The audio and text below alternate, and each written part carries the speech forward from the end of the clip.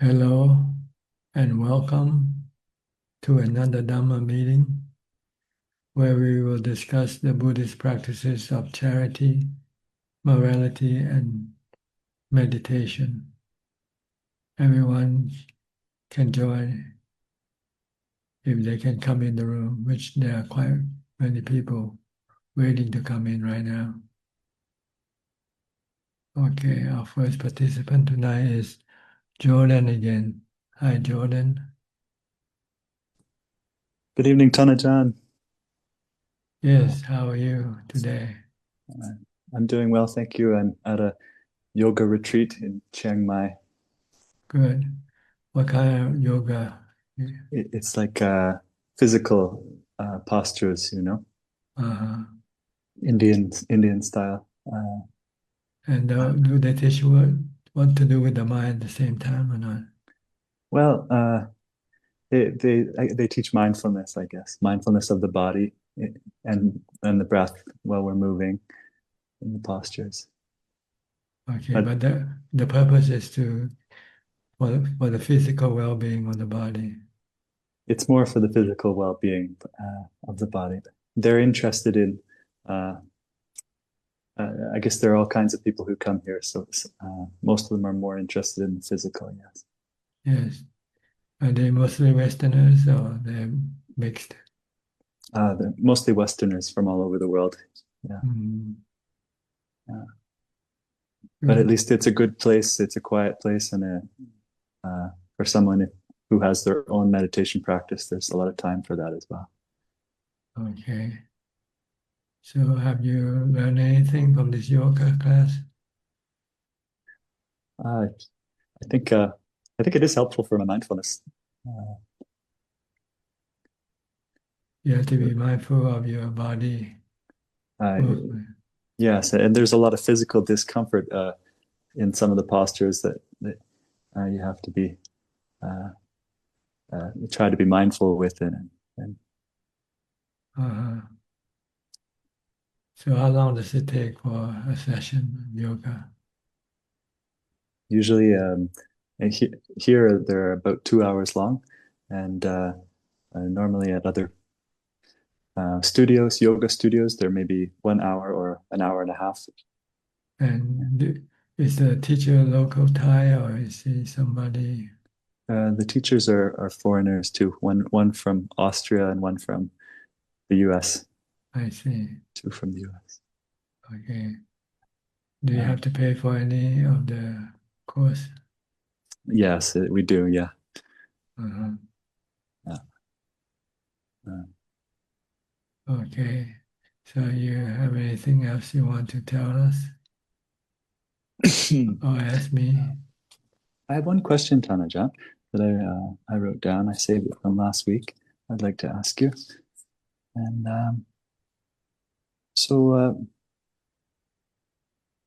there are some monks who I have a lot of faith in, who are not so strict with some of the Vinaya rules, um, sort of minor rules. For example, they may do things like trimming the plants around their kutis or doing some digging to fix a walking path, or they might accept money from supporters and use that money in good ways. Many Westerners like myself, for some reason, when we first come to Buddhism, we are taught that monks aren't supposed to do these things, and some of us become strongly attached to this idea. Then, when we come to a Buddhist country like Thailand for the first time, and we see these truly respectable monks doing these things, we are very often surprised. And this is obviously due to our wrong thinking, since these are excellent monks. However, we don't understand, and it can lead some people to feel confused and to lose faith. And so, can Tanajan please help us to understand why some of the venerable teachers make exceptions to these rules so that we can let go of our wrong understandings about the purpose of the monks' Vinaya rules and avoid becoming confused and losing faith? Well, you have to Thank ask you. them yourself. Okay. I'm not them, so I cannot give you the answer. But Okay. there are respectable monk who doesn't do these things either. So it's not just all respectable monk do these things. So it depends on who you run into. I see. If you run into the Thai forest tradition monks, they usually don't do these things. Okay. But if you run into city monks, although respectable, they can do this thing. There are See. last thing they do that forest monk don't do. So it depends on who you run into. Okay. Usually, if you want to look for real strict monks, you have to look for the Thai forest tradition monks. Okay. But not every Thai forest tradition monk might be real strict. So they might vary from the intensity of the strictness Okay. also. So the goal is not so much as to how or why they do it. The goal is for you to be more strict with yourself, rather, if you want to Okay. become a, if you want to use the rules to help you advance in your practice. Because the rules are there to prevent you from doing monkey business, let's put it that way. Okay. So the rules are there to prevent the monks and But you also practitioners. have to be mindful that the rules in the book and the rules in the monastery might vary, might not be exactly the same I see. Okay. due to the maybe the times that are different. Ancient time and today's time might make the rules. Some of the rules might have to be flexible. So we have faith in the teacher who lead these practices. When we Okay. go to live with our teacher in the monastery, then even if we study in the scripture, it's not the same as what they do. We have to have faith in the teacher that he's doing it not for defilement anyway, Yeah. but Okay. for because time changes, some condition change with time, and the Hmm. rules that apply might not be applicable or useful. Just Okay. like the Buddha, when before he passed away, he told the monks that if the monks see that some of the rules is outdated or is not doesn't serve the purpose, then they can abolish them. Mm. Okay. This makes sense. Yes. But since nobody has which rules, so nobody there to abolish any rules that are established by the Buddha. So some of the rules today might look kind of archaic or out of date. We still try to keep them as much as possible. Okay. I see. Mm. We have to just trust that the wise teachers understand which rules are most important and which Yes, ones are. yes. Yeah. The teacher that you go live with, especially Okay. the ones. Okay. Okay, Okay. Wonderful. but you're too far away from that now anyway, so you don't have to worry about that. No, I know. I just I ask because it comes up sometimes. And, Mhm. Okay, anything else? no, that's all for tonight. Thank you very much. That was very Okay, helpful. all right. Enjoy your yoga class. Thank you, Tanaja. All right. Next, Darsh. Hi, Darsh. You tried to come in last time and couldn't make it. Yeah, I didn't know I got earlier, so yeah, I wasn't prepared. But hello. So Uh you have questions. yeah, I have one question. So what are the wait, no, two questions. What are the methods to attain Sotapanna? The same method that's been prescribed. You have to practice sila, morality, meditation, and wisdom. Okay. And how does the method of wisdom work? Wisdom is to see the Four Noble Truths that exist that deal with your body. See, a Sotapanna has to be able to abolish his wrong view of the body as being himself and being permanent. So you have to study the nature of the body to see, is this body me or is it not me? Who am I regarding this body? You who investigate the nature of the body is not the body, obviously.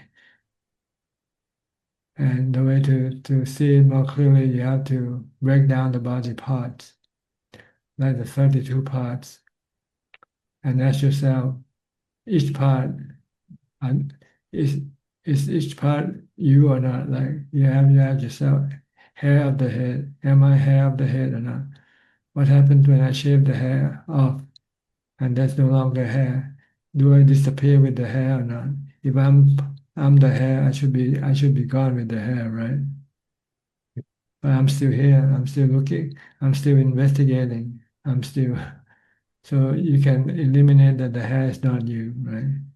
And you go to the next part and so forth. And through the 32 parts, you'll get the same answer. Or you can visually separate them and put into, put the hair in one place, put the nail in one place, and see all of these parts, like automobile part. You break down the automobile, and then you can see that all these parts isn't you at all. You're the driver. You feel, so the mind, the one who investigates this body, is not the body. It is the knower, the thinker, the one who knows, the one who thinks, which we call the knowing element.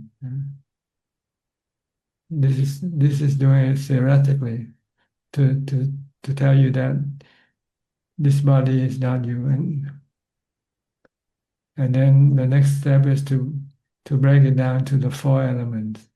What happens when the body dies? If you leave alone, the four elements will gradually separate from the body. The first to go is the air element.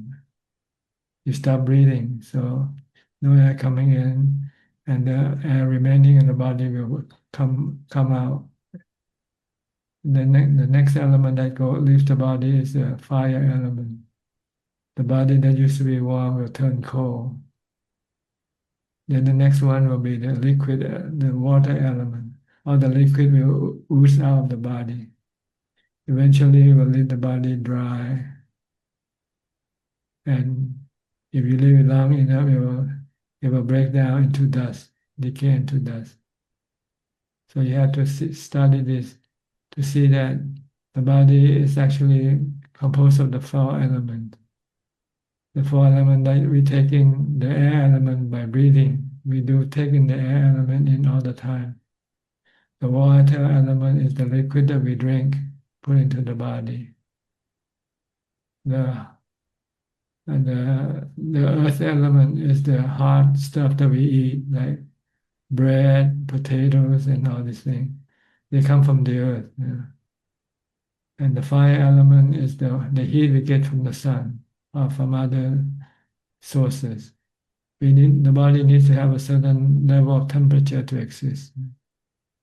If it go below that temperature, it can die. So these are the four elements that builds up the body, form into 32 parts.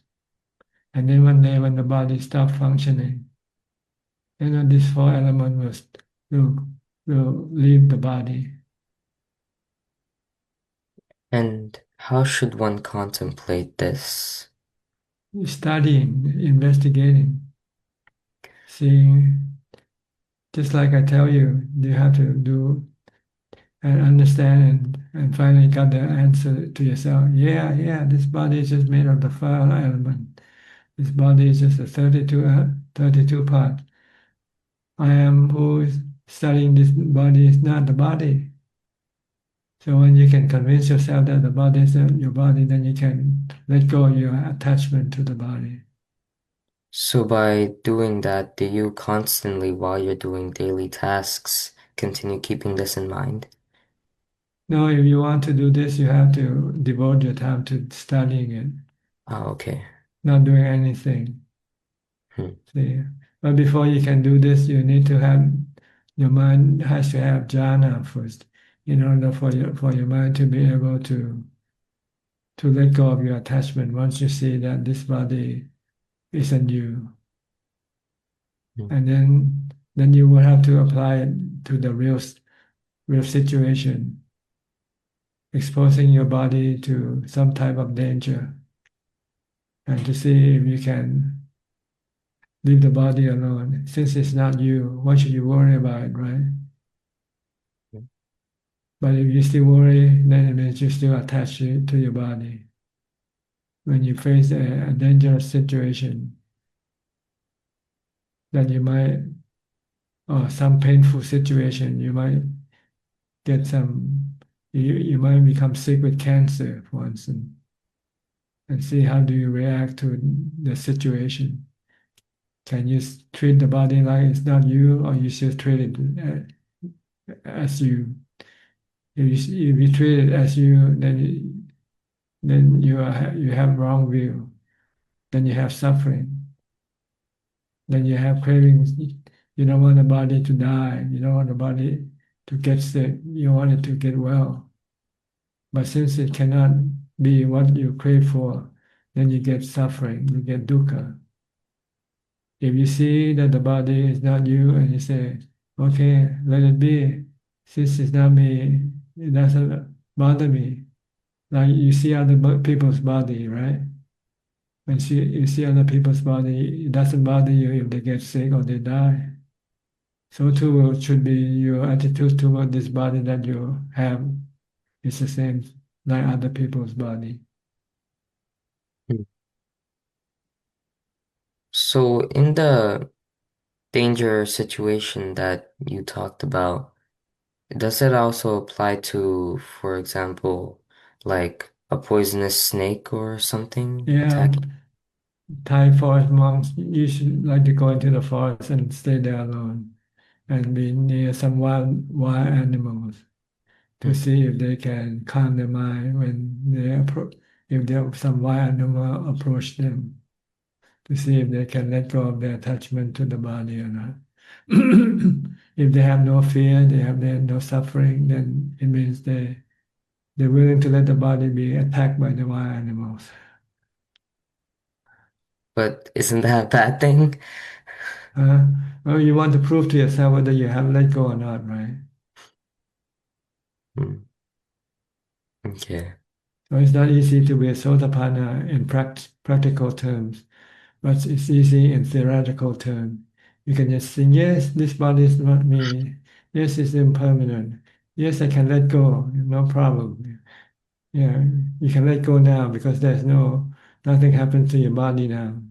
But wait until you get diagnosed with cancer, or if somebody tries pointing a gun at you, what you gonna do? Can you Yeah. remain normal as if nothing has happened? Because the body is not you. Somebody's pointing the gun at somebody, and it's not you. So why should you have any fear or any suffering? So this is the test. But before you can take the test, you have to first analyze, study the nature of the body until you are convinced that this body is not you first. Convinced theoretically first. And then after that, then you go and apply it. In order to apply it and to let go, you have to have jhana to do this.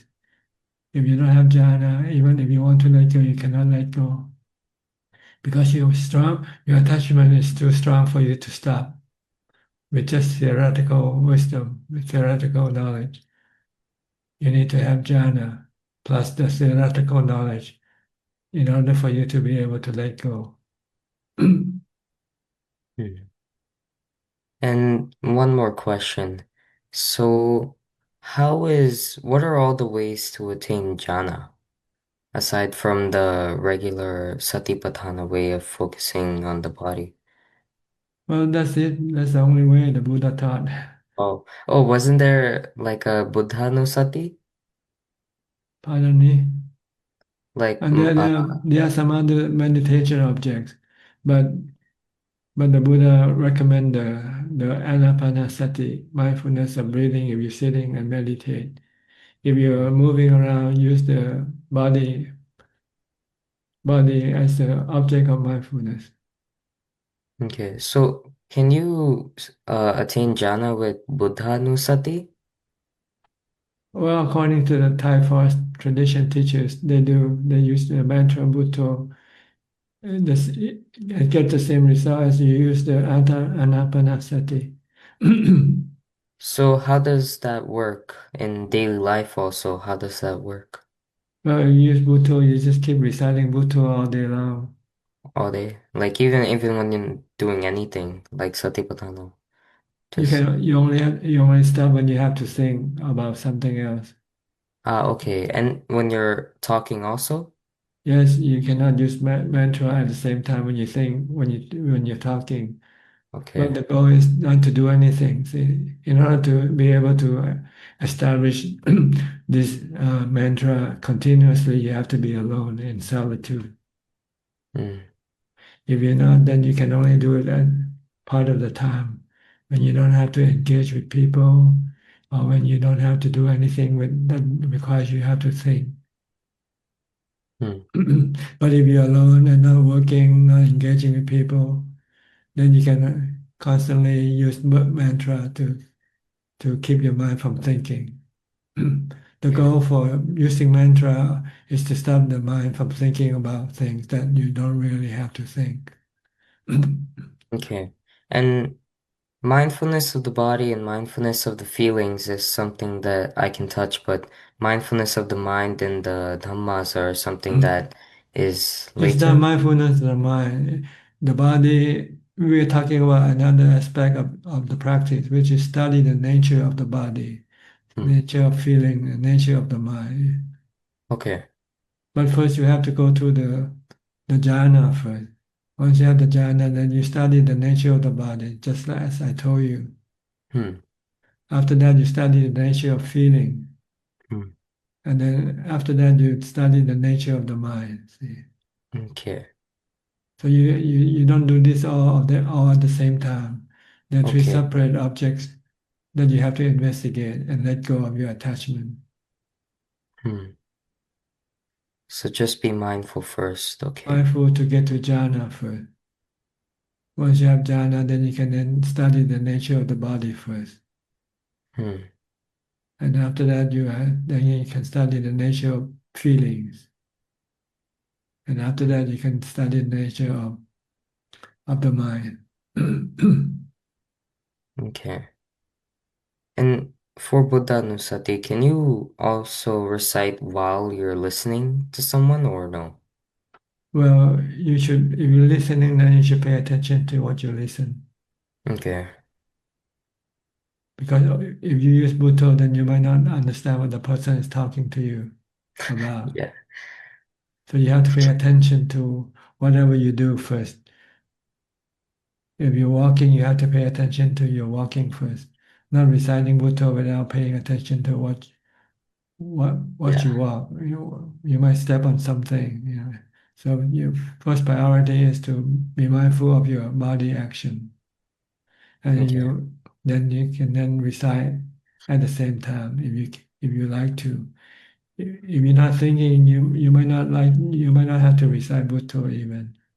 Just be Hmm. mindful of the body is enough by itself. If you're not thinking about something else. If you're thinking about something else, you might use the mantra to help stop from thinking about something else. But you still have to be mindful of what you do. Okay. Thank you. All right? Yes. That's all? Yeah. Thank you very All much. right. Next, we'll go to Professor Ken. Hi. Haven't seen you for a few weeks. Are you still in Yes, Thailand?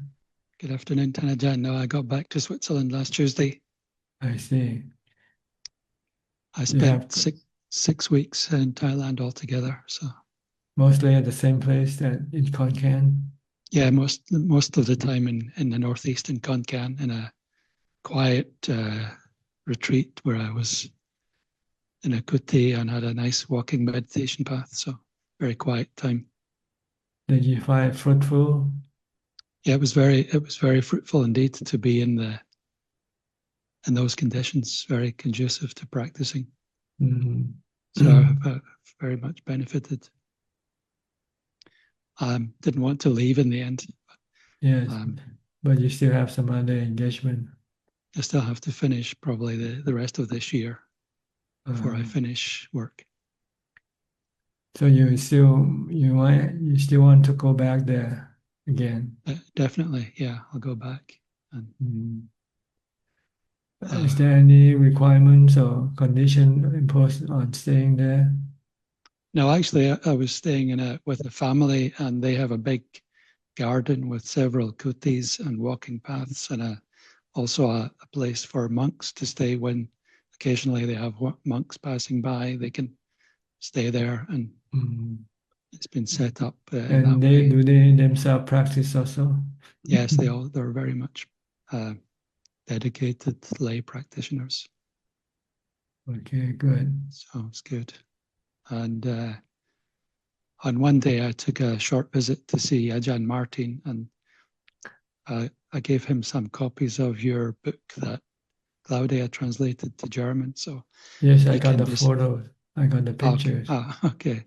So he can pass them to his German lay practitioners. He was very happy to receive those. Could you speak German to him?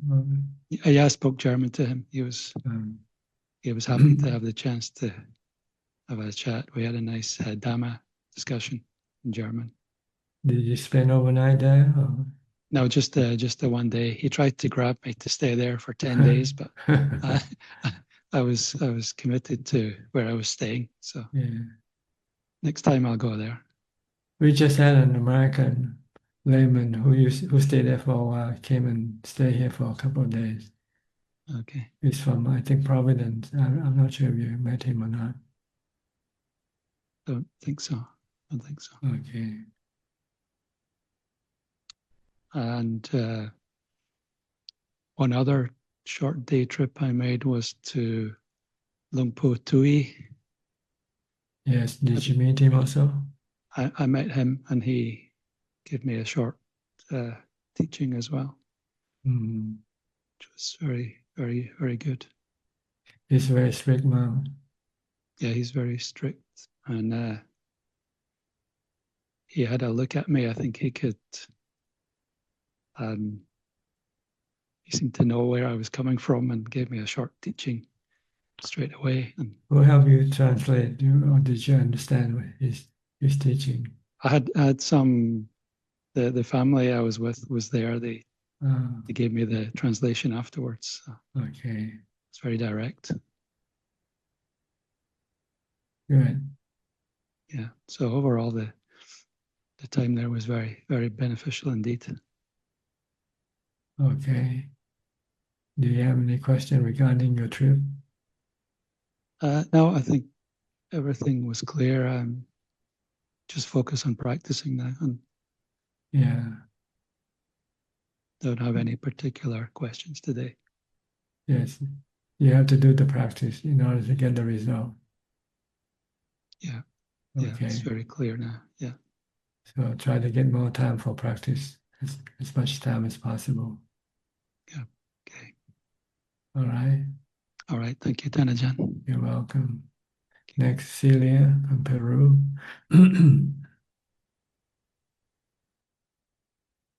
Hello, Ajahn. Can you hear me? Yes, perfectly. Okay. Hope you're doing well. So I did the 6-hour challenge, and I also stayed the night vigil. So I wanted to share my experience, and I actually have a question about it, no? Okay. So in the 6-hour challenge, I started with sitting meditation, and just at 10 minutes, I started feeling cramps in my legs, and I felt, oh my God, how I'm going to finish like 6 hours of meditation with cramps already, you know.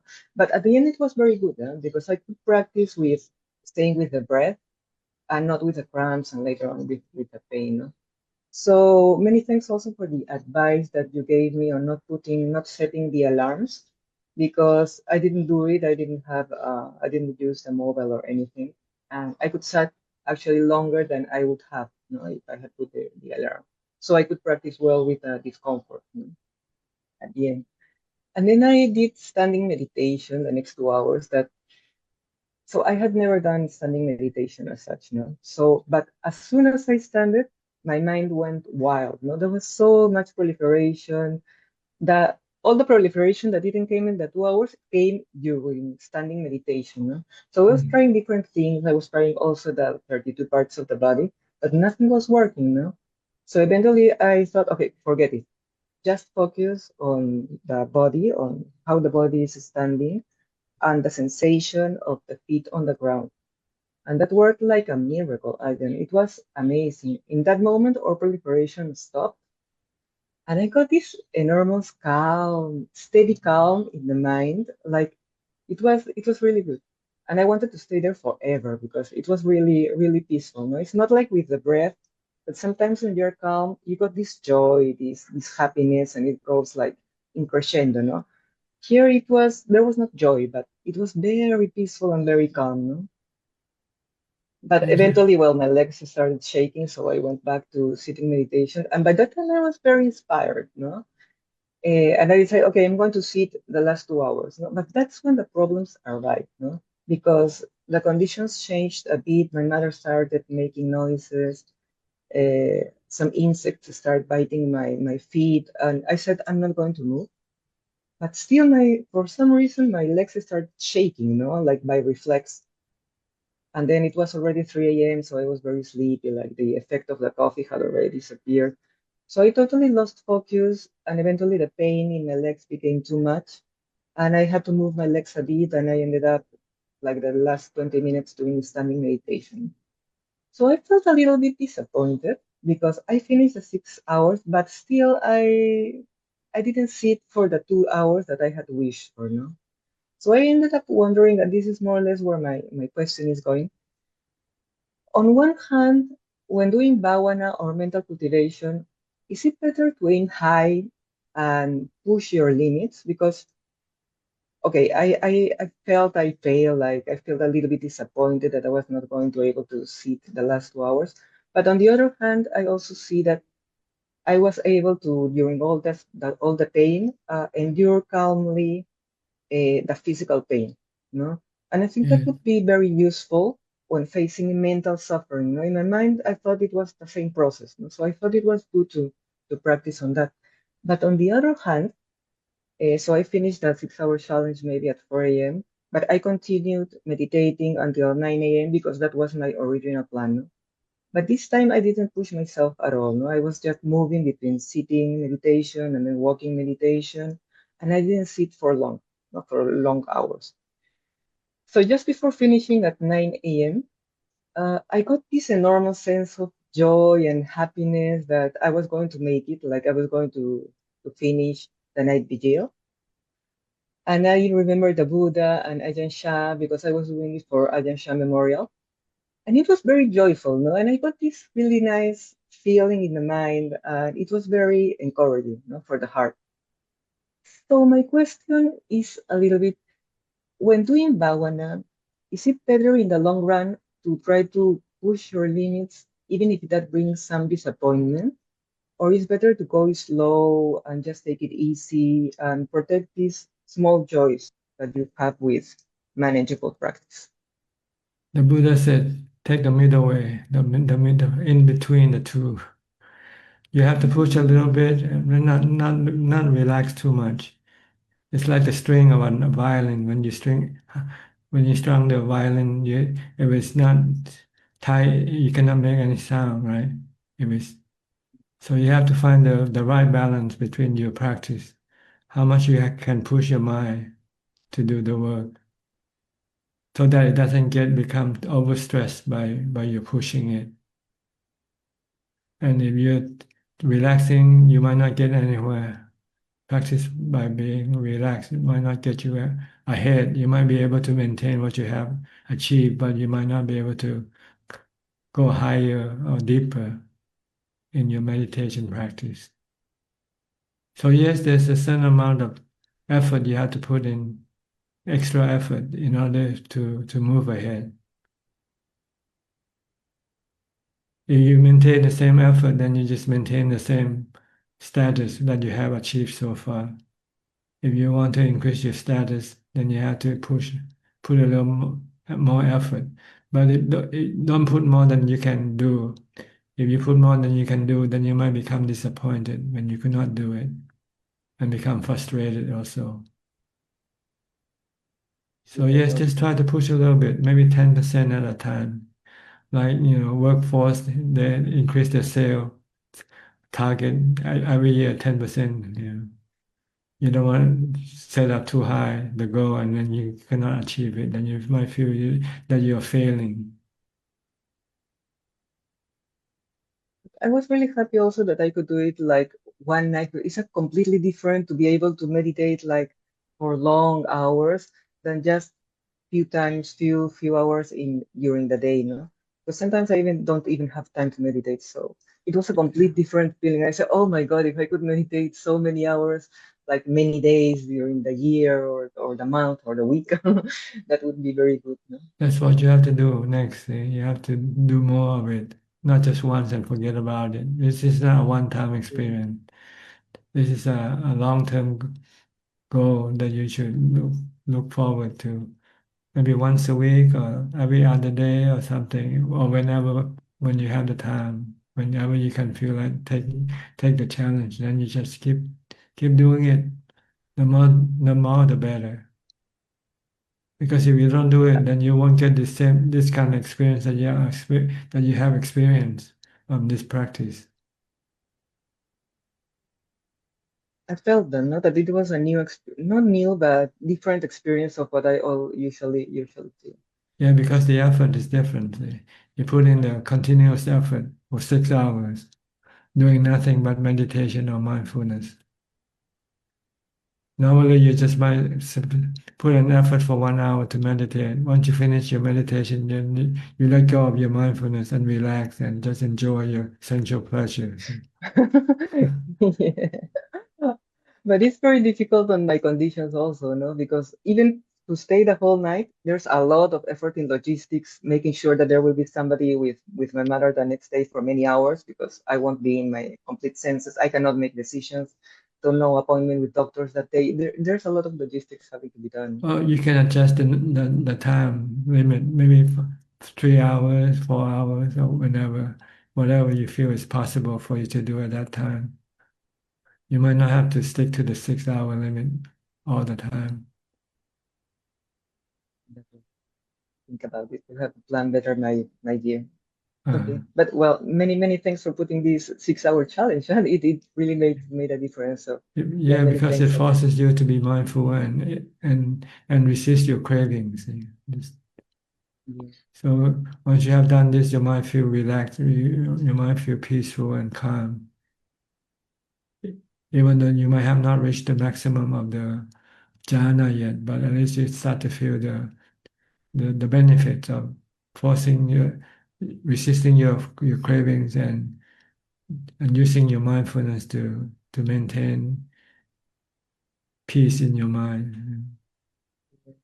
Especially in the face of physical pain, I thought I felt no a lot like being able to be calm despite that lots of things were happening or hurting Yes, in the body. Still, I'm able to just watch the breath or stay with the breath, even if it's not longer. I could see a lot of benefit in that. yes.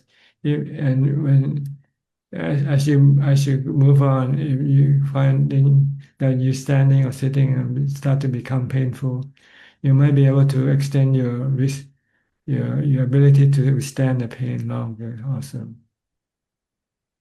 But if you cannot, then you can at least switch your position from sitting to standing or standing to sitting. So I think it's very beneficial if you can do it regularly. The more the better. Yeah, I will try to. I will try to see how to find that time. Okay. Yes. Just look forward to the next goal, next practice, next session of Yes. 6 hours or 5 hours or whatever. Okay. Many thanks, Brajan. Okay, you're Be welcome. well. Be healthy. Thank you. Next Lakshya. Hi, Lakshya.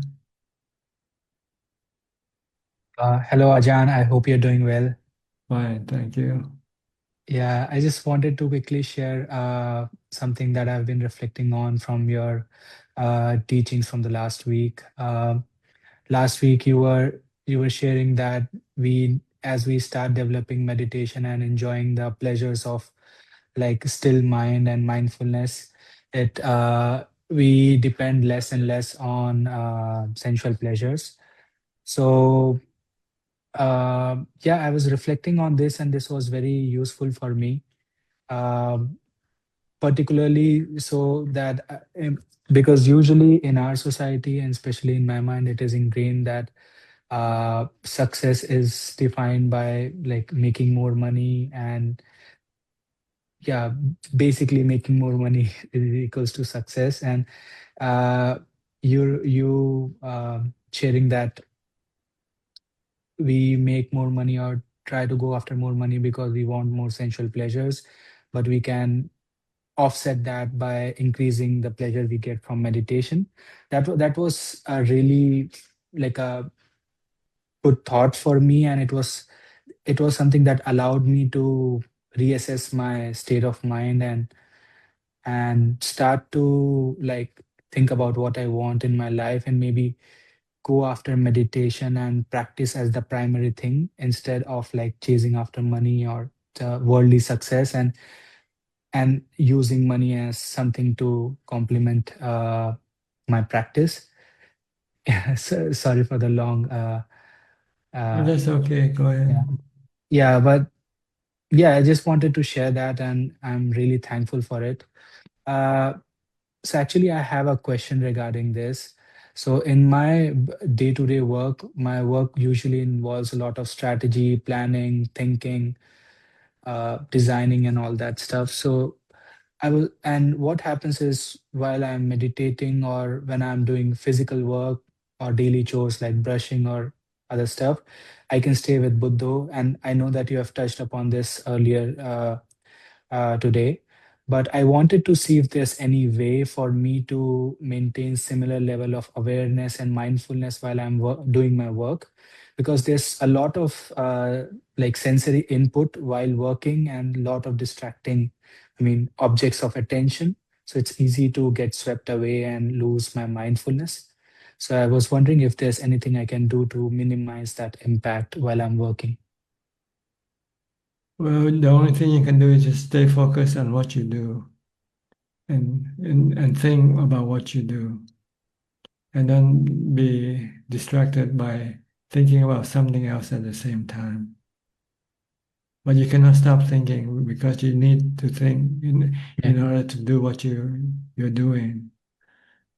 So you can gain 50% of the mindfulness by focusing Mhm. on what you're doing, but you cannot stop thinking.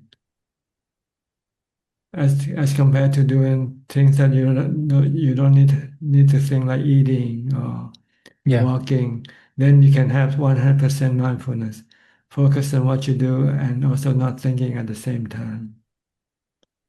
So the only way that you want to have this 100% mindfulness is to stop working or practice on the day that you're not working.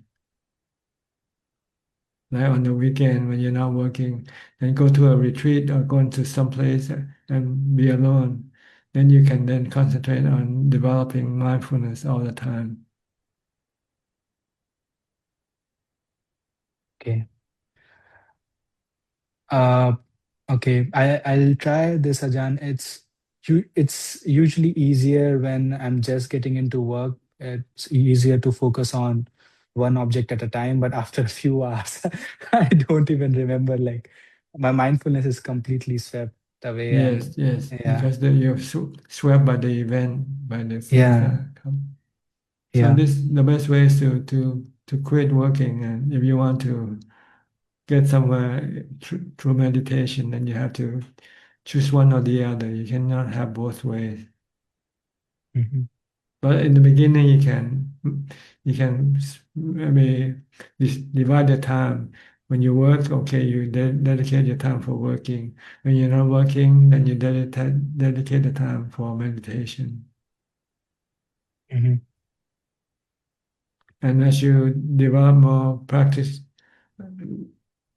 develop more meditation ability, then you might want to increase your day for more meditation. So you might reduce your working hours Mhm. or switch or look for jobs in which you can manage the hours as you like. Instead of having fixed time working, you might have some flexible type of job that you can, like being a salesperson or direct sales, you can sales insurance or something, and then just take the time you want to sell, and take the time you don't want to sell. You can have more time that way. For me, I decided to quit altogether right away because I'm quite ready to put in all my effort for the practice, and I didn't really see the benefits of having money because money cannot buy peace of mind as far as I'm concerned. Only mindfulness can buy me peace of mind.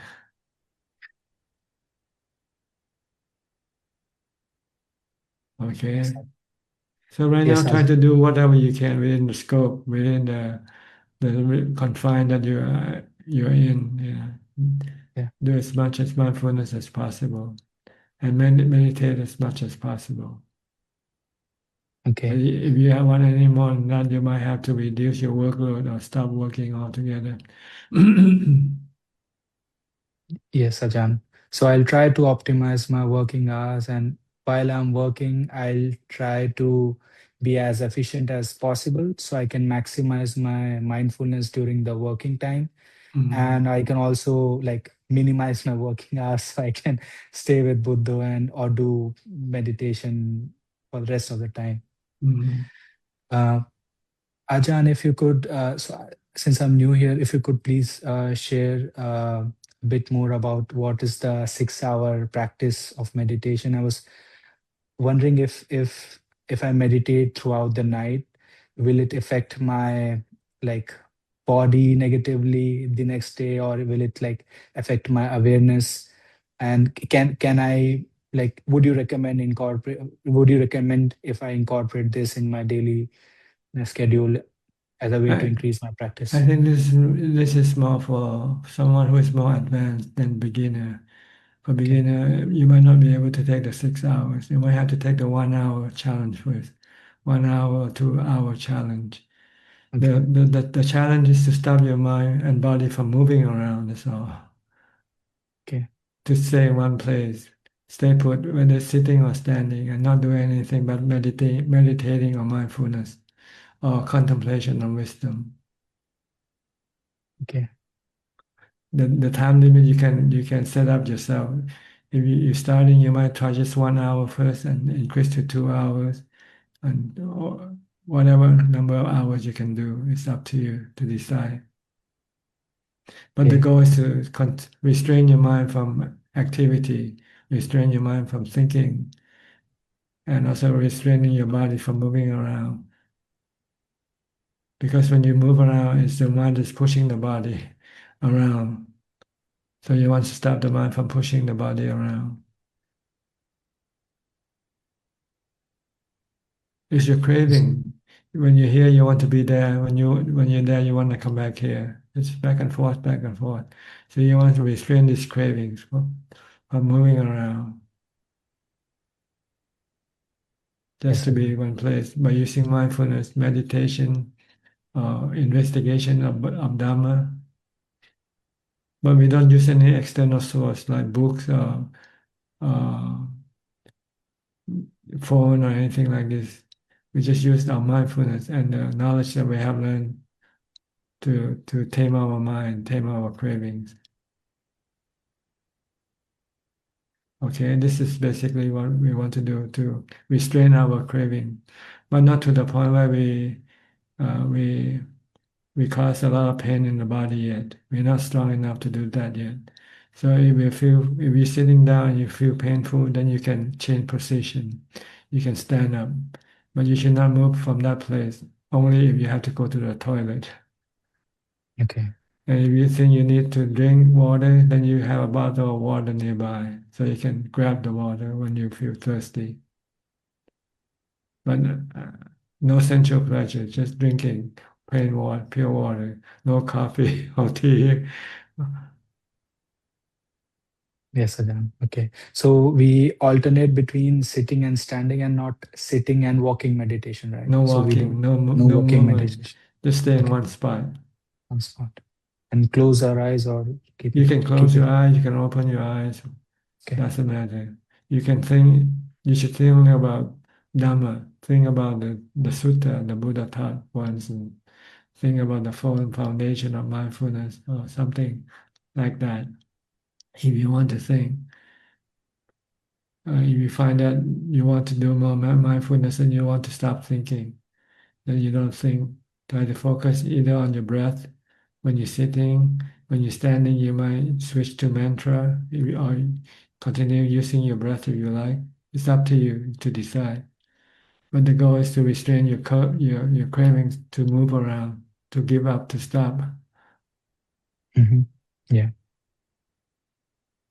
Okay. Yeah. Yes. And one last question, Ajahn, if we have time. So this year I'm planning to either move to Dubai or to Thailand. I have two options. And if I, for like work and tax reasons. So if I go to Dubai, I'll have to go with my friends. And if I go to Thailand, I'll probably be alone. So I'm contemplating between what to do. And so far I'm inclining towards going to Thailand, maybe stay in a condo somewhere and live in solitude. I think that would be better. Yes, for the purpose of meditation, this will be Yes. better than to live with somebody else. Because when you live with somebody, you have to engage with them, see.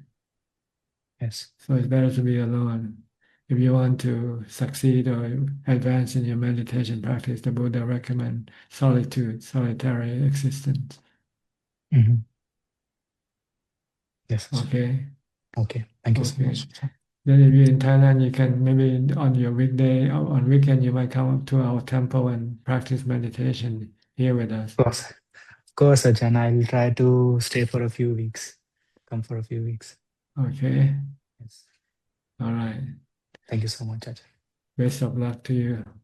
Okay. Next, we'll go to Sananji from Sri Lanka.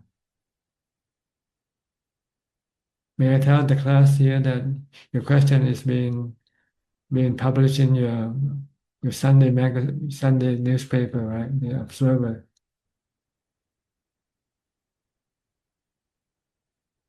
You have to unmute your microphone. It's Yeah. not okay. Good. Can you hear me now? Yes, perfectly. Yes, thanks. Yeah. Can I go ahead with my questions, Yes, Tanajan? go ahead. Yeah.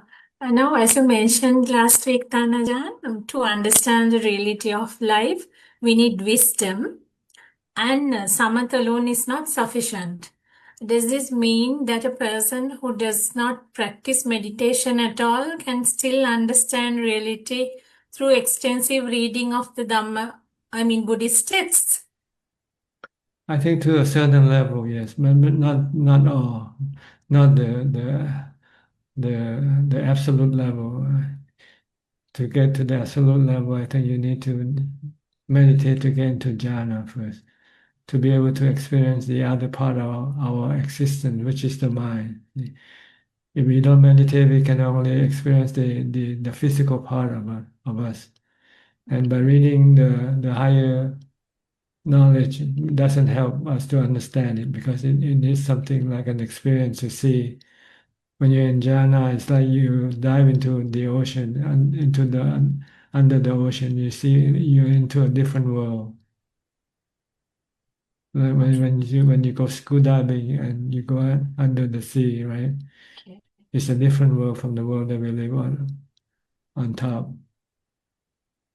So meditation is part of the tool for us to be able to experience a complete knowledge of what the Buddha is trying to explain to us. Okay, Tanasha. So the best would be to do both then. while reading Dhamma texts, we have to practice meditation as well. That's right. This is the formula the Buddha put down. First you study, then you practice, then you realize you become enlightened.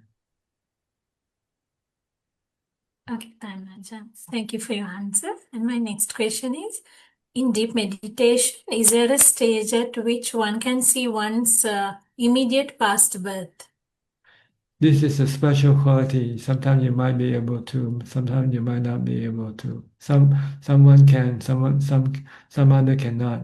It depends on your past experiences, I guess, whether you have been trained to recollect past life or not. For most meditators, though, I think most people don't recollect past life or have any psychic power. They just have jhana without psychic power. It's only about 5% of the practitioner who is able to access this psychic power, this ability. But it's not requisite for it's not required for your enlightenment, the development of wisdom. Okay, because people are curious to know, Tanajan, what if we had been born as an animal in our immediate previous birth? Like, is there a possibility for us to know while in deep meditation during this birth? Like I say, it depends on each individual's ability to recall, I guess. Okay. Okay, Tanajan. And then my next question is, should a Buddhist advise his younger family members or relatives to follow a religious life? I mean, Tanajan, to be more specific, is it appropriate for a Buddhist to encourage his relatives, maybe his own children, his nieces or nephews, to follow a religious life by staying away from lay life? I mean, by asking them not to getting married or having children. But the older relative himself or herself has married and had children. Is this considered good practice in Buddhism? Should he advise at all? It depends on who you advise. If the person you advise is willing to listen to you, then you can advise. If they're not willing to listen to you, then it's useless to advise them. Okay. I mean, while he himself, I mean, either he or her himself or herself has married and had children, is it considered good practice for asking his younger relatives not to do so? I think teaching by example is better than teaching by words. You tell somebody not to get married, and you yourself is married, then this won't be effective. Okay. You have to become a monk first, then you can recommend to your relatives. Yes, it's good life. Come and join me. Something like this. Don't do as I say, do as I do. Okay. Thank you for your answer. And my next question is, why does the Buddha describe samsara as beginningless, Tanajan? It's like a circle, cycle. Can you start up? Can you find a starting point in a circle? So we believe that we are being born in this samsara due to our cravings and due to our past karma. If there's no beginning, how will our next birth take place if there's no beginning, Tanajan? There's no need to know the beginning or the end. All you need to know is how to stop your rebirth cycle. That's all. Okay, Tanajan. My next question is, how do we recognize attachment to peaceful or pleasant meditation states? Is it called tanha, our desire to be in our meditation for longer? Attachment to jhana, you mean? No, I mean like because during meditation we feel relaxed, we feel like doing more and more meditation. Can we still call this a form of attachment? Yes, Our desire to do meditation? But it's a good attachment. Produce you happiness. So it's nothing wrong with that. Okay, Tanajan. My last question is actually a friend of mine, Buddhist friend of mine, told me that one cannot lead a successful lay life while being a Buddhist, and that a true Buddhist can exist only in a monastery. Is this true? Well, if you mean a monk, then as a true Buddhist, then yes, but there are Buddhists who is not monks. They succeed in their lay life. See, there are different level of being a Buddhist. You can be a Buddhist as a layman, keeping the 5 precepts, or you can be a Buddhist keeping the 8 precepts, and you can be a Buddhist keeping the 227 precepts. So we have different level of Buddhists. Okay. Yeah, what my friend told me was he's a Buddhist. He said the Hindus in India, Hindus are maybe Indians live across the world and they are very rich and they are leading very successful lives, and most of them follow Hinduism. So most of the Buddhists they do not lead very successful, successful in the sense successful material lives. And he said I think the best for a Buddhist would be to live in a monastery, the best. So that's why I asked that question. I think he just misunderstand. The Buddhists or Hindus or Christian are all the same. Some are more religious than the others. And the more religious usually excel more in religious result. Some are less religious. They can excel more in the business world. So Okay, it's not, you cannot say a Hindu or Christian or Buddhist, that they are all the same. They're different Hindus, different Christian, different Buddhists. Okay, Tanaja. That's true, yeah. Okay, Tanaja. Thank you for your answers. That's all I have for today, Tanaja. Okay, Yeah. thank you for your question. Nice Also, talking to you. enjoying answering your question. Bring them up. If you have any more, come back. But you have to come in early. Sure. Sure, will do, Tanaja. Nice Okay, talking you're to you. welcome. Okay, bye. Next, Nining from Indonesia. Hi. You were gone also. Yeah. Here, happy rain, Ajahn. Okay, good. We will go to Pattaya with my nephew. Okay. Not your mother. Your mother Yeah, also. my mother also. Because Okay. my mom want me to show my nephew how to make merit, Ajahn. Okay, good. But according to Ajahn teaching that I don't advise my nephew anything. Unless I she mean, asks or she wants you to tell her, then you can tell her. yeah, tell him. Tell If him, okay. if he ask me, I will reply, but I will not advise anything. That's right. Let him Yeah. observe, let him watch. And if he doesn't understand, then he can ask you, why we're Yeah. doing this? But my mom has already make a good promotion to my nephew that you see your auntie is now become a good a good human being. She's good, she is kind, she is success and everything. So you have to learn from his teacher, her teacher also. My mom said that like that, Ajahn. Yes. Good. Okay, when you're Yeah. coming? 13 February, Ajahn. Okay. Right. We will spend only 2 days in Pattaya. Mhm. And then we go to Jakarta because my nephew stay in Jakarta. Maybe my mom want to have Chinese New Year dinner with her Okay. grandson and grandchildren, all the grandchildren, Ajahn. Okay, good. Okay, like yeah, Ajahn said in the Dhamma Kuti that if we live according to 4 basic requisites of life, that reflect our loving kindness to others who in need, because we can use the money to help others who in need or for doing charity. Is Yes, that correct, Ajahn? if you live a frugal life, you don't spend Yeah. much money, then you have more money for donation, for charity. Yeah, If you live an expensive life, then you find that you don't have money to give away to people or help people with. yeah. Actually, So by doing meditation and also listening to more and more Dhamma talk, my wisdom become more improved, and I yes, can and I can live according to Ajahn teaching, yeah, and because that you don't have to spend so much money on your body, really.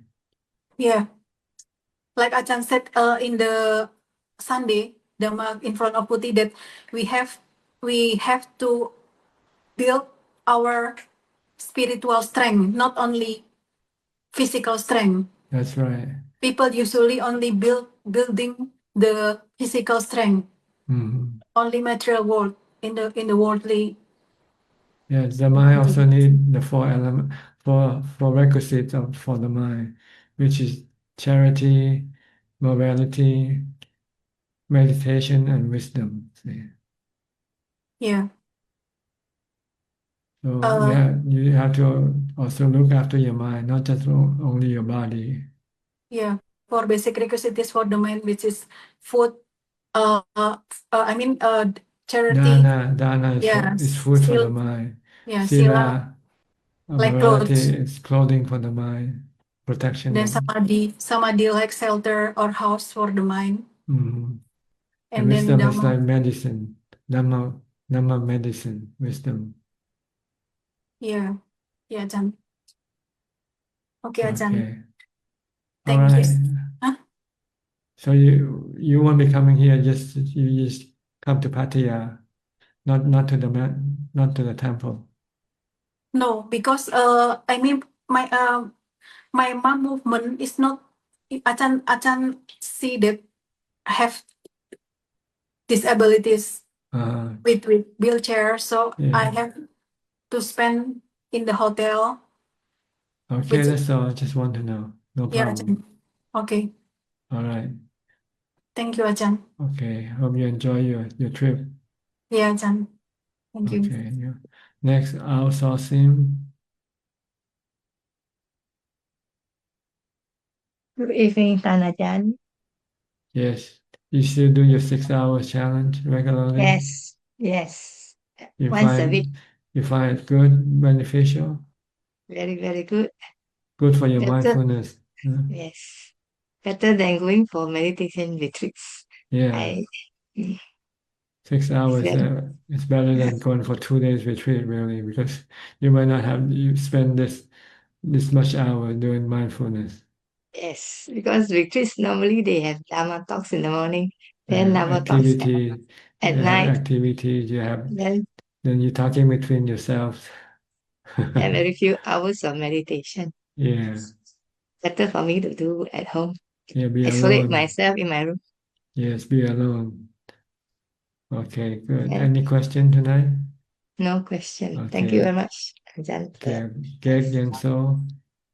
Hi, Geg, you have any question?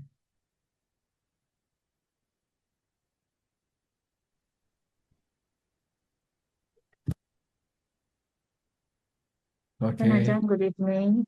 yes, Ajahn, I'm taking care of my mom at this moment. okay. She lost a lot of memory, except can recognize her daughter and son, or son-in-law or daughter-in-law. So, my question is, for those very expert in meditations, strong meditator, are they also having the same problems in losing their memory in the very old age? I think you lose memory from what you remember, you recall, but you don't lose memory from your experiences. Like if you practice meditation, you still know how to meditate, Mm. but you can lose the information regarding about this or that person that you have committed into your memory. Mm. But something through experience will remain with you. Like if you know the Four Noble Truths, understand from practice, you still have it within you. You don't forget the Four Noble Truths. Mm. But if you only memorize the Four Noble Truths, you can forget. Okay. Okay. The good thing is she still can remember the Buddha, no? So Maybe that's yeah. because from her practice. When she practice, not memorizing, but practice. Every time she bow and think of the Buddha, this is practicing, not just remembering. So if you think that you remember, you have to memorize, you can forget. Like names of people, names of places, day and day, this stuff. If you don't think about it long enough, you can forget. But if something that you do regularly, you don't forget. If you use your right hand, you continue to use your right hand, right? You don't forget using your right hand and not knowing which hand to use. So there are things that you can forget and there are things that you don't forget. Things that you learn from practice, don't forget. You don't forget. Things that you learn from memorizing, you can forget. Okay? Okay, yeah, thank you. Yeah, All right. yeah, thank Welcome. you. Next step. How are you? I'm good. How are you? Good. Have you done anything more with your 6-hour challenge? No. But I do meditate a lot. Meditating is a big part of my day, and I do it a lot. I sit in my yard with the trees a lot. So, Okay. but the next time my kids are gone, I'm definitely going to do a 6-hour challenge. You might not have to do the 6 if you don't have the time. Maybe it's 3 hours challenge or something like that. Yes, that for sure is something that I can do. But it is very useful, and it is hearing the people that do the 6-hour challenge, like Nita. Now that Nita can do it, I'm like, if Nita can do it, I gotta do it. So Good. she would be able to do it. This is what we call peer pressure. Huh? Exactly right. Yes, the sangha is good. I did have I guess it's a little bit of a question. My mom, she found a monk on Instagram, and she was very into this monk, and I thought it was kind of weird because I didn't think that a monk would be on Instagram that much. And then come to find out it was AI. But yes. But what she really liked about the monk was that she liked that he was very peaceful, that he meditated in nature all day. And I told her, like, that's what the practice is. So I think I'm going to send her your book. I think that'll be good. I'm just going to send her actual monks doing the actual practice. Maybe she might not like the actual monk. I know she liked the Instagram monk so much. It's just AI. But it made me happy that it did seem to bring her some peace, even, I don't know. So, okay. Yeah. Especially, have you heard about the 19 monks walking across America? Yes. What do you feel about that? Well, to me, it's more publicity stunt, but at least it might work for people who, be able to see that there are some people talking about peace rather than war. It just seems like it's not going to last. It's like as soon as it's done, it's going to leave the country. It's just something that happens and then it will be gone. But at least it gives people something to do, I guess, or something to talk about. Yes, exactly right. Yeah, yeah. Okay. Well, thank you. Okay, you're welcome. Next, Kok Seng. Hi, Kok Seng from Singapore. Greeting, Prajan. Yeah, Prajan, I have 2 questions this evening. My first question is, this morning, the mind decided to resume the contemplation of this body having been born is subjected to aging, sickness, and death, separation of loved ones, law of karma. My question is, how important it is to do this contemplation daily? So that you don't forget. See, the goal is for it to be constantly telling you that life is impermanent, that one day you're gonna lose it. So you have to be ready for it. If you're ready and you're willing to accept it, then you might not have to suffer from it. But if you're not ready, and not ready to accept when it happens, then you can be suffer. then you can suffer a lot. So therefore, I should remind myself to do the contemplation daily and try not to skip the contemplation. Oh, that's the first step also. The next step is to apply it in real life. See if you can accept it when things happen. Like when you get sick, then can you say, yes, it's normal for me to get sick. Yeah. Or you approach death and say, yes, it's normal for me to die, for instance. This is the goal, to gradually tame the mind, train the mind to accept aging, sickness, and death. Yeah. My second question, my doctor national exam results was released recently. I was somewhat disappointed because it falls short of my expectation. I know the course is craving to have better results. Nevertheless, can Prajan teach me a way of overcoming this dukkha? You just have to accept that nothing is under your control, see. So don't try to control things. Let things be and accept things as they come. Like the weather. Look at everything like the weather.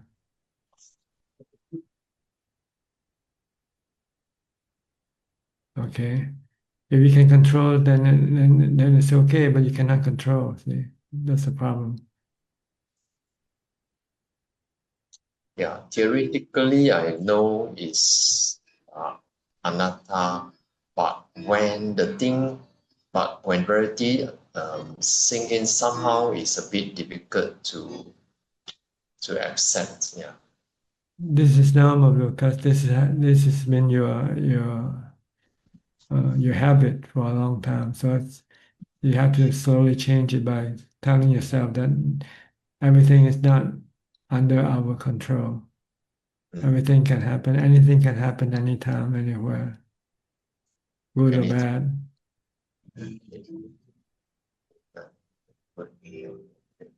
Then you will eventually switch your habit from expecting things to be like this and like that, and accept things to be whatever it's gonna be, you know.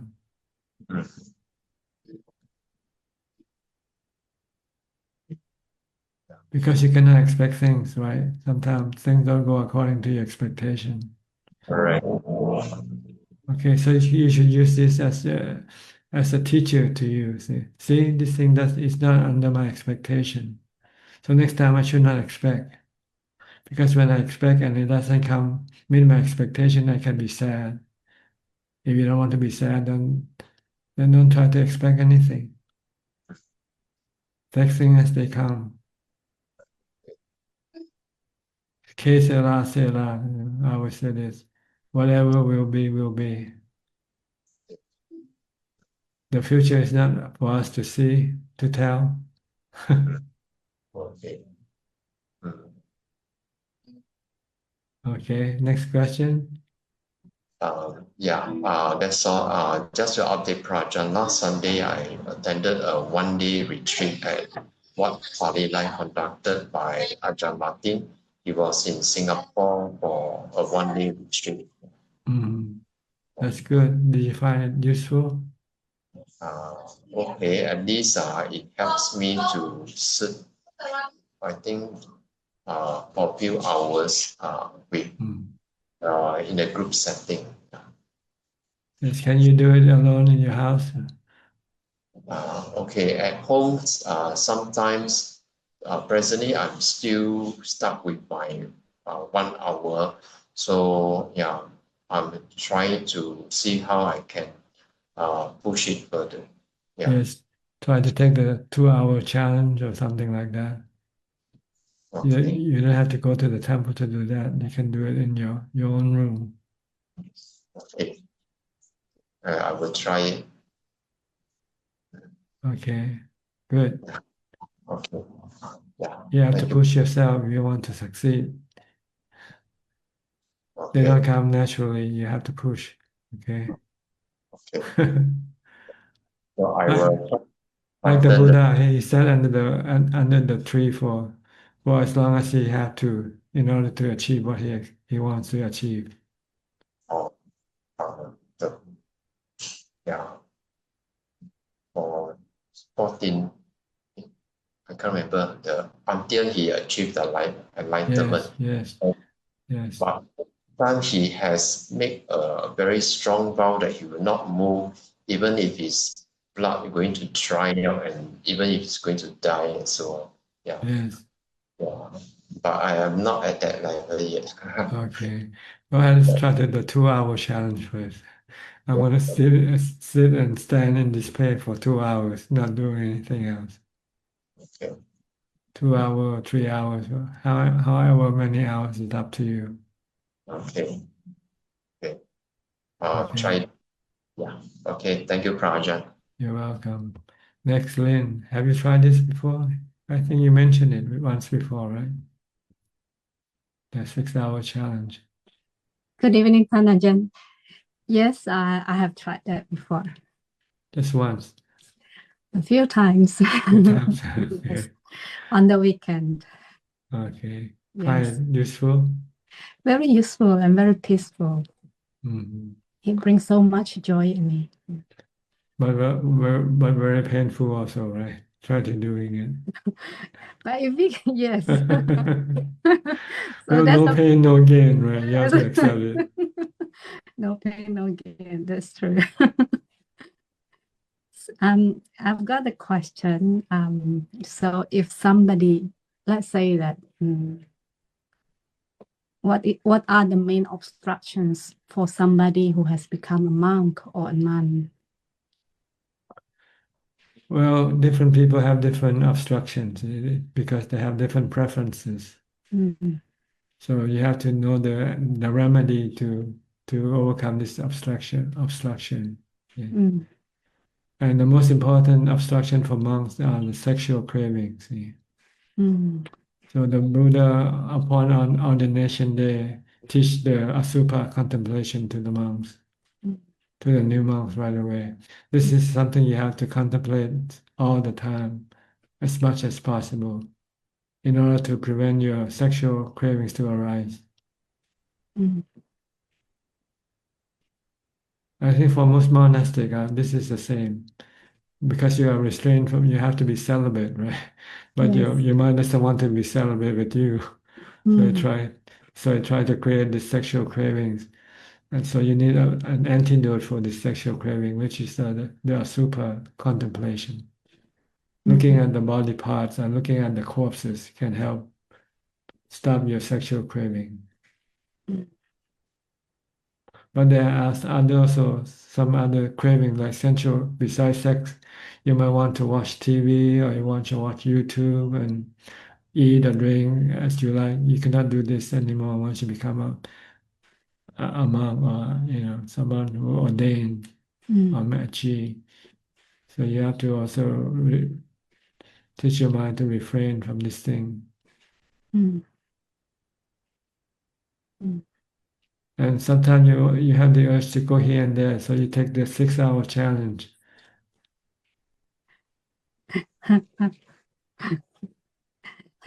Because when you want to go here and there, your mind become restless and agitated. See? So usually you give in and then you find excuse to go somewhere, go see a doctor or go visit your mother or whatever.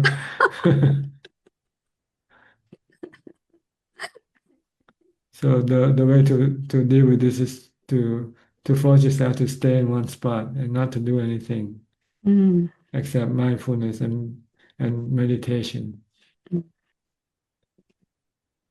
So you need some tricks to overcome your different type of obstruction. Because being a monastic is a long-term. Yes, it's forever. It's not long term. Yes, it's not a retreat. Retreat is 10 days. Yeah. We can suppress our cravings and then we go back to Yeah. our worldly life. Yeah. It's temporary. But being a monastic is really permanent. If you want to be true monastic, then you don't give up, accept death. Like the Buddha said, you have to fight your defilement until you die or your defilement die. Mm. What about boredom? Same thing, boredom is arising from your desire, your cravings for action, for different things, different. Okay. So the way to deal with this obstruction is you have to practice a lot of mindfulness and meditation.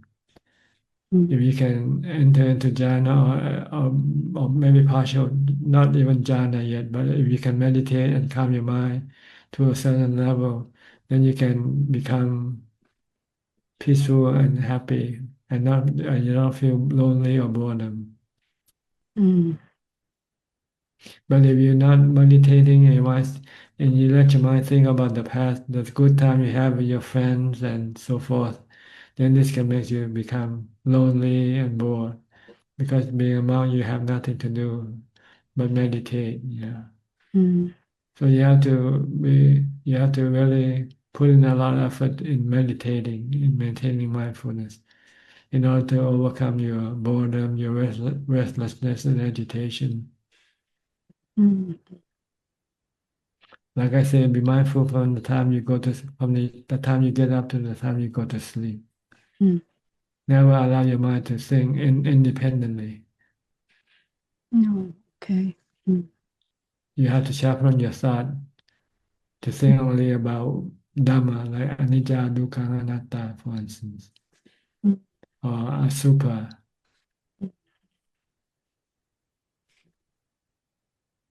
or the various aspects of the Buddha's teaching. What was that, Ajahn? The various aspects of the Buddha's teaching. Okay. Mm. Mm. Think of Dhamma, then it's okay. It won't make your mind restless or agitated. But if you think about low worldly stuff, then it can create a lot of restlessness and agitation. Mm. Think about places you used to go to see, people you meet, places you used to go eat and drink. If you think like this, it can make you feel restless as when you're living in the monastery. Mm. So you have to try to prevent this thought from coming up by being mindful with a mantra or with concentrating or focusing on what you do. Mm. And meditate as much as possible. Mm. If you can gain some calm, then your mind will become peaceful and happy and not lonely or sad or agitated. Yes. So you have to be busy meditating and being mindful. This is your job as a monastic. Mm. Okay. Mm. And I have another question, if I may. I Yes, haven't go seen ahead. Kunchuk for a while. Yeah. So I haven't seen Kunchuk for a while. Is she okay? Yes, she wants to spend more time meditating now. So Mm. she stopped doing this public work, like coming in the Zoom room and help us and do. She wants to dedicate more time for her practice. Oh, okay. That's good to hear. Yes. Okay. Well, I think we all Yeah. have to come to a point where we know we have to spend Thank you more so time much, alone. Tanajan. One day we'll know that we have to spend more time alone in order to advance in our practice. If we're still engaging with people and things, we're only stuck there. You want to go any further, we have to stay away from things and people, so you can devote more time for your meditation and mindfulness practices. Practices. And the time that you have given us is the best gift for me, especially. Thank you so much. Okay, just my job, I guess. I'm stuck with it. Our pleasure. Thank you. Okay, you're welcome. Next, Alvin.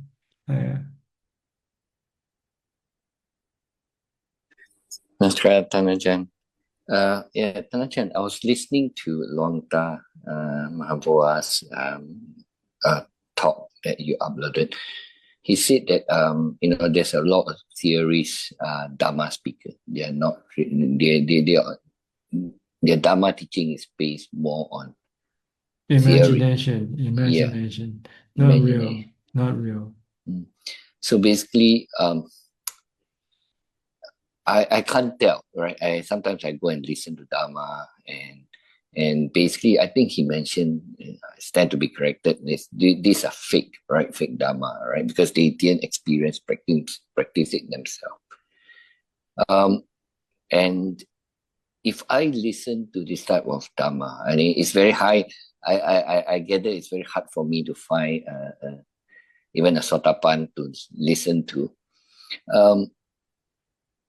Should I continue, or should I just continue practicing, or should can I actually listen to this type of Dhamma? You can listen, but you have to accept that this is not yet the real Dhamma that you're gonna see. The real Dhamma that you're gonna see is when you practice. You use this theoretical Dhamma to guide you toward the right way of practicing. That's all. But to see the real jhana, you have to experience the jhana yourself. You can read about the jhana, but this is not real. It's just the menu, of the food you're gonna order in the kitchen.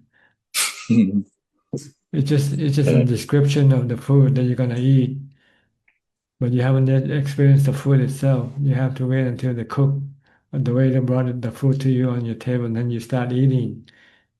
Then that's the real food, not the menu. Yeah. Or you can tell whether the cook is a real cook or not. Okay. When you eat the food. That's you, see, you yourself. Yeah. Yeah. Okay. So you have to practice to prove the theory. But some people didn't understand. They thought once you understand the theory, you're supposed to be enlightened. That's why we have a lot of theoretical sotapanna. Everybody thinks they are sotapanna. They think they are, but they are not. See. I gather nowadays it's very hard to find one, especially in urban area, right? To listen to. Yeah.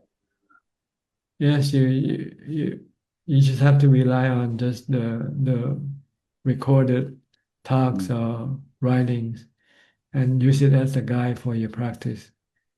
Regardless of who you listen to, even a live Buddha, you still need to do the practice, not just listening alone. That's not make you enlightened, except if you already have jhana. Once you have jhana and if you can listen to the Buddha or some enlightened teachers, you can become enlightened right after you listen to their teaching. But without jhana, you will not be able to experience the real Dhamma. So I suppose that's what happened during Buddha's time, right? Like Moggallana, Sariputta, they just listen and. That's right. The five ascetics, the first discourse. Yes. All this they already have jhanas already. Okay, thanks, Tanajan. Thank you. You're welcome. Next, Gary from Singapore.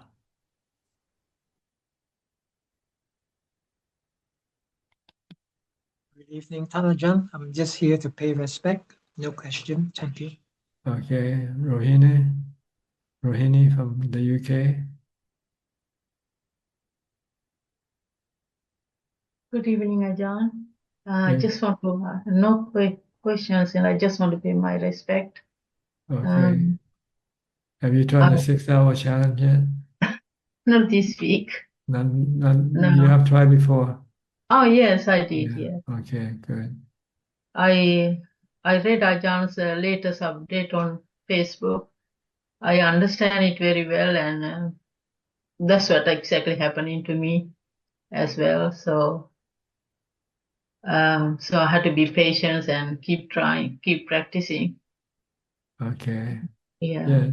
Just do your work. Yeah. Do your mindfulness and meditation and contemplation. Eventually, it will come together and become like a big bang. Yeah, I do experience a great peace while meditating. Not like before, but still I need to practice. So I keep practicing. Yeah. Yes. try to get as much continuous mindfulness Yeah. as possible. Yeah, this week last week I couldn't do, but this week I will try to do. I don't think I can do 6 hours, but at least I try to do 4 hours every day. Good. Do as much Every as you day. can, as much as Yeah. you can. Okay. Right. Thank you, Ajahn. You're Thank you. welcome. Next, Sri Check from Vancouver.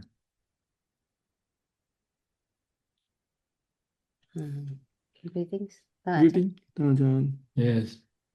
What can I do for you today? Or what can you do for me today? I said thank you for your teachings. Your question? No.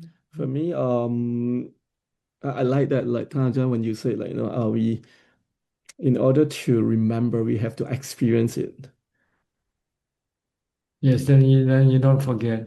Like if you put yourself touch an electrical shock once, and then you know that what If you I'm never still forget the alive. experience. Yes. You stay away from the electrical wire. You won't touch it. Whatever. Well, if one time then we are dead, then next life that we remember. You'll remember it forever, I think. Yeah, but I'm not sure if it's true. Like if people die in drowning, or like then they will be scared of water in the next life. Is that true? I don't know. You have to find out yourself, I guess. No, I'll go back to my Satipatthana, then it's better. Yeah, as for me, I just I memorize it, try to memorize it, and at the same time, I also like when I'm walking or like standing, so I try to remember so that it's easier for me. Try to apply it also, not Yeah, just apply. Yeah, memorizing, apply it, yeah. Then it comes at ease now, right? So, yeah, that is good. Like You can reduce your thinking when when you focus on what you do. Yeah, or when wearing robe, like Buddha wearing robe, but for me, it's like wearing my clothes, right? When you're So putting then up your dress, put on your yeah, clothing. I just remember that part. I'll remember that part of when I sit down to meditate, then I remember that part for the first like Anapanasati, right? That Yes. is easier for me to move on. Yeah, this is So something you should apply in your daily life. yeah, while memorizing it. So then it helps me not that hard anymore. So that's good. Good. This is a way to start your mindfulness, developing your mindfulness. Yeah, or at least think of like this, like when I'm doing this action, oh yeah, that's the part in Satipatthana is asking me to do this, right? Or Buddha mentioned this. So Okay. yeah, so it's good. The next thing you should do is anapanasati also. Sit down and watch your breath. Have you meditated every day? Yes. No. Yes? Yes. Every day? Yeah, Okay. every day. So when I say that, When did you do it? not for me at night because it's peaceful, like at night is easier for me. You don't feel tired or sleepy when you meditate at night before you go to sleep? Beginning of meditation, no. I see. But afterward, yes. I see. Okay. But then I now I recite like the Satipatthana up to feeling part. Then I move on to Anapanasati. Okay. Good. Yeah, that's what I'm doing now. Yeah, so at least because we need to establish mindfulness, right? So I might as well recite. The full foundation of mindfulness. Yeah, I just recite Okay. a sutta, right? That's the only that I can remember. So Good. To prevent your mind from thinking about other things. yes. But sometimes mindfulness is weak. It will still be able to think, but I just let's just go Eventually, back. you want to stop thinking altogether if you can. Yes. Okay. Good. Yeah. No question from you, Jack? No question. No comment? No, thank you, Okay. Kada. I'll go to Belinda Yeah, then. thank you. Okay, you're welcome. Belinda, Namasakan Tanajan. yes. Yeah. Everything okay? Obstacle Peaceful? Tanajan. Obstacle? Obstacle. Obstruction? Like Obstructions are what? killing me. Very thick. Sensual pleasure? Eating? Drinking? Seeing? Hearing? Tanha, all the Tanha Tanajan, Pati. Vibhava Tanha. All the Tanhas are partying. Yeah. Okay. Use And I was, mindfulness to stop it. Meditate. mm, Anapanasati. Watch your breath. Stop thinking. Calm your mind. Okay? Tanajan, I have question that I postponed. It was that I didn't get to ask about Dr. Pia and Dr. Indria. Like sometime 2 weeks ago, they asked about how to support people who are dying if they are under Vibhava Tanha stage. I remember you said to encourage, like, oh, we need you here, like for elderly. But how about when the condition is Bhava Tanha and Kama Tanha stage? That person maybe not is fearful of dying. What do you mean? I don't understand the question. Oh. Last 2 weeks, I think we have about Dr. Pia and Dr. Indria. They asked about supporting their mother, aging mother. And she was like, Baba Tanha, he doesn't want to leave. She wants to leave, not wanting to like expedite death and some sort of that. Well, you should try to convince her to live, because killing the body is bad karma. It can send her to a bad state after she dies.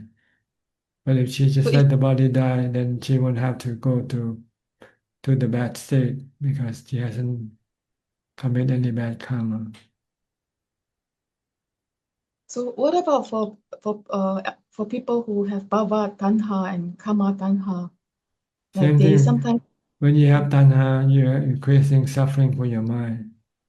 So if you don't want to have any suffering for your mind, you should stop creating this tanha. So if someone is like having Kama Tanha or Bhava Tanha, they are stressed, the dying person. That's why I say you have to teach the mind that this is the cause of your stress. If you don't want to have any stress, then you have to stop this craving.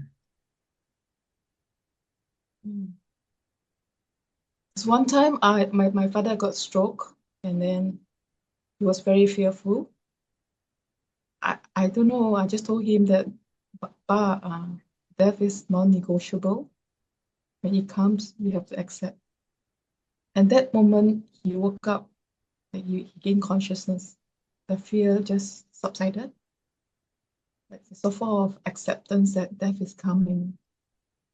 Yeah, so that was helpful for him at that point when I told him, but because I didn't know I said the right thing at that time, but it came out like that. So Yes, it can help your mind to become peaceful when you can accept reality, the real situation that you are under. If you're sick, just accept, yes, I'm sick. It's normal for me to be sick, and don't try to have any aversion for it. Then your mind will not be suffer. Okay. Anything else? Come back. Okay. Thank you, Tanaja. Thank you. You're welcome. Next, Philip. Hi, Philip.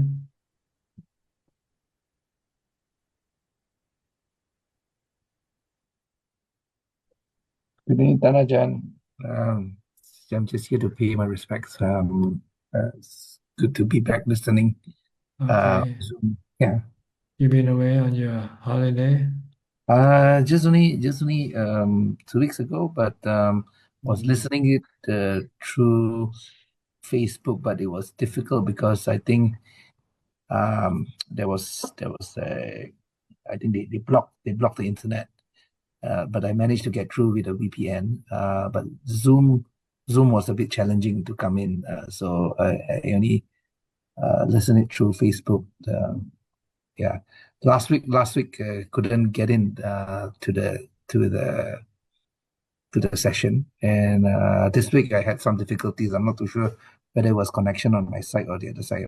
I kept on cutting off and cutting in. So I was trying to tinker around with the internet, but I think everything is okay. But for my practice, I've been still practicing even when I was traveling and things like that. I still do my daily meditation. Just wake up earlier, meditate. Yes. Yeah. Yeah, it's So good to without maintain your practice as much as possible. Yeah, correct. I mean, I still do my if I don't travel, I still do my 8 precepts on the weekend. Meditate as much as possible. But as it is staying in the city, when you turn the new year, when people get back to school, there's celebration, things like that, the noise tends to get up a bit. Just a slight irritation on maybe getting calm quicker, right? Comparing to the end of the year where most people travel out and the city tends to be a bit more quiet. I mean, like for example, during Christmas or I think the other day, I think there was a shop which is actually quite close by, and I think they hired a singer and things like that, and then it was actually quite loud. I'm not too sure whether it disturbed me or whatever. I mean, not to say that the voice was any good. It was actually almost like strangling a chicken, but but as you say, somebody needs to find a way of what they call making a living. So I just try to shut it off, close up the windows and things like that. But If you don't want to be disturbed, just accept it. yes, Just yes, accept it. That's exactly. all. Yeah, good, bad, it's still the same. Yes, everything, Yeah, things changes. Sometimes you yeah, have noises, sometimes you don't have. Things come and go.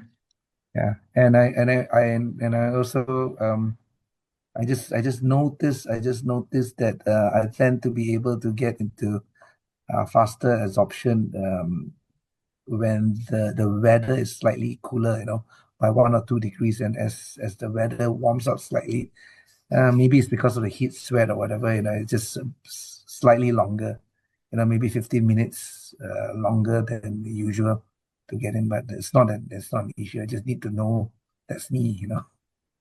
Okay. Yeah. No So questions so far. no questions. It's just continuing practicing and things like that. Try not to get attached to cravings. Try not to get attached to things which used to bother me. Don't bother me anymore. Okay. A That's lot of good. people were like telling me, at work, say, hey, you used to be a bit more aggressive with and argumentative with things, and you now tend to be a bit more retrospective, stepping back on things and say that, well, things are like that. If it goes a good way, take it as it is. If it's not at a good way, don't get too sad about it. So Okay, good. yeah, Keep it still up. practicing. Yeah, Keep still it up. continue practicing. My every day and on the weekends. When I have Okay. the time. I'll go to next to Dr. Piao and Indira. Hello. Hello, How hello. are you, Ajahn? Nice to see you. Yes. This is the first time this year, right? No, we were there. 26. Yes. Yes. Oh, really? Maybe. Okay. Oh, First yeah. I time think we this were year. there. Happy New Year to Happy you, New Year. Ajahn. Okay. And Happy also, old. It's already old. This year is already old. that's so true. That's so true. Oh, yeah. And also for the New Year, we just want to say thank you. Meeting you and speaking to you and learning from you has changed our lives so much for the better in every way. So we just want to say thank you. Yeah, happy to hear that. Any question tonight? No No. questions, Any Tan comment? Ajahn. Any comment on what we have discussed tonight? Uh, um, um, Melinda said about the Vibhavatana thing.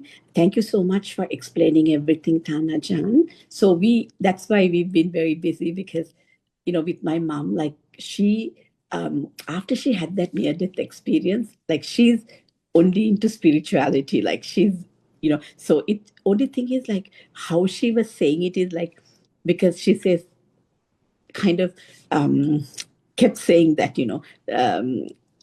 I don't want to, not in that sense, but what she meant was, I'm old, I'm 94. But we explained everything the way you said, and now she It's okay. really understands, and she's, yes. So all she wants to do is she wants to chant with us, and she meditates on her own. So As you say, what she experienced, I think she remembers well. Yes. But what she ate that day, she can't remember. Yes. But she sort of, yes, she. Well, I asked, what did you have for dinner?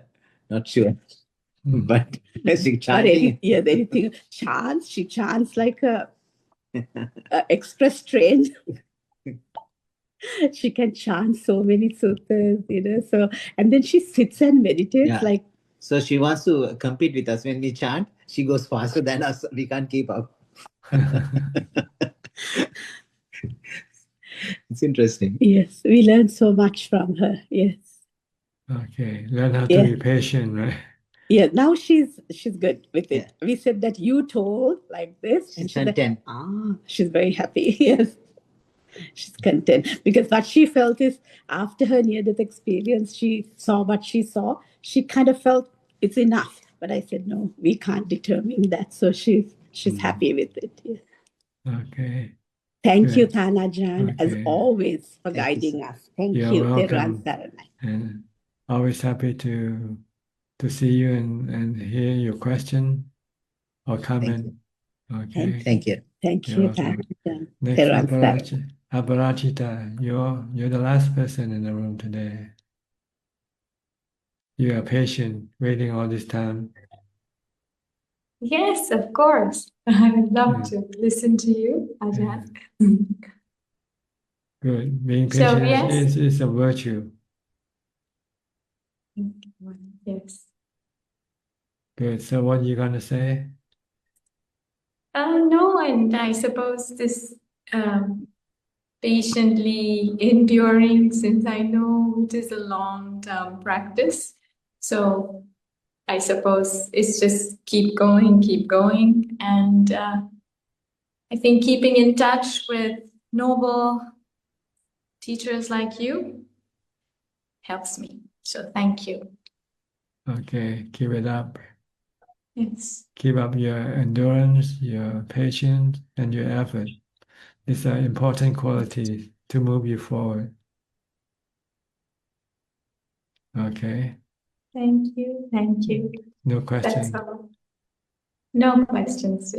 Okay. We'll go to Bond then. Bond, do we have any question tonight? ครับหลวงพ่อครับ there's no question tonight. Okay, no question at all. Well, then I think this is about time for us to call it quit for tonight. Thank you for your company. I hope this meeting is useful and can help you advance in your practice. In the meantime, please stay safe, be constantly mindful, and keep on practicing. And if all goes well, I'll see you all at the same time next week. Thank you and goodbye. Thank you, Ajahn. สาธุเจ้าค่ะ Thank you, Ajahn. Thank you, Ajahn. Thank you, Ajahn. Friends. Thank you, Ajahn. Bye. Take care, everybody. Good night. See you next week. Bye. Thank Good you, night. admin. Bye. Good night.